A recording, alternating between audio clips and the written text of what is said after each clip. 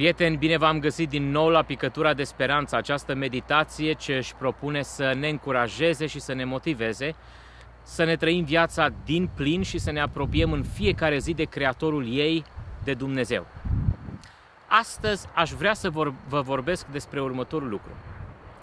De ce este important să-ți ții cuvântul? De ce este important atunci când ai făcut o promisiune să o împlinești? Toți am întâlnit probabil în viața noastră oameni care nu s-au ținut de cuvânt. Textul din care vreau să mă inspir astăzi se află în Psalmul 37, versetul 21, prima parte, unde Biblia spune așa: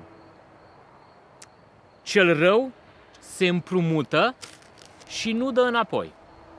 Observați nuanța psalmistului din acest text. Acest om se împrumută, el nu cere o donație, el nu cere un ajutor, el se împrumută. Cu alte cuvinte, atunci când vine și cere, promite că dă înapoi. Dar după ce obține ceea ce a cerut, are loc cu el o metamorfoză, un soi de transformare și la un moment dat decide că nu mai dă înapoi. Un om care nu se ține de cuvânt. Și aș vrea să amintesc foarte scurt de ce ar trebui să ne ținem de cuvânt.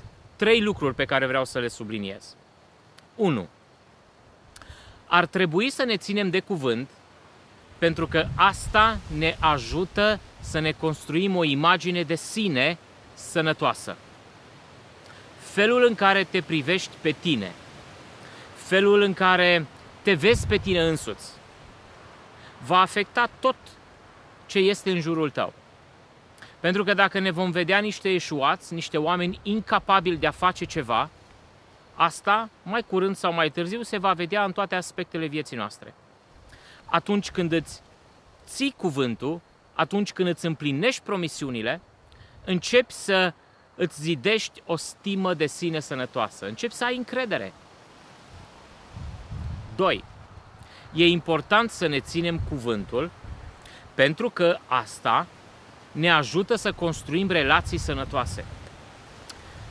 Toate relațiile noastre, la un moment dat, au de-a face cu promisiuni pe care le facem într-un moment sau altul.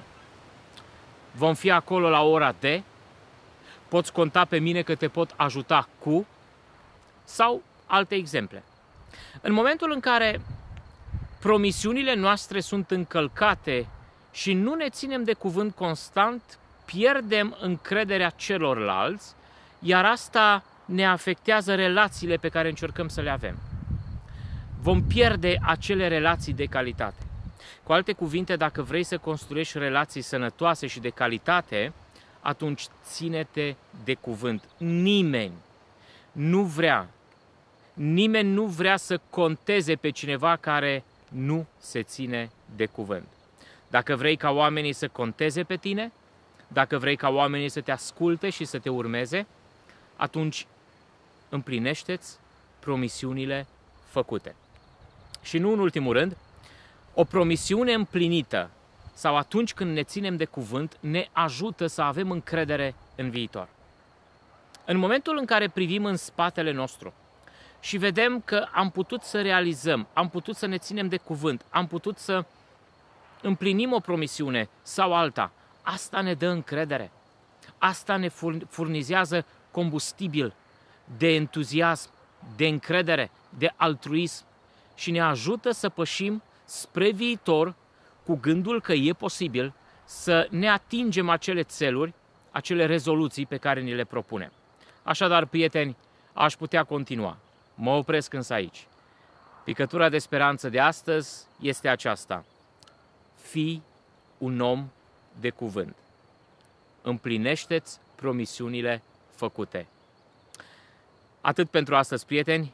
Dacă încă nu te-ai abonat la canalul de YouTube, te rog să o faci. Ia acel butonaj din dreapta jos, abonează-te și data viitoare când vom încărca un videoclip cu o nouă postare, o nouă meditație, o nouă încurajare, vei fi notificat. Fiți binecuvântați și zi cu spor. Pe data viitoare!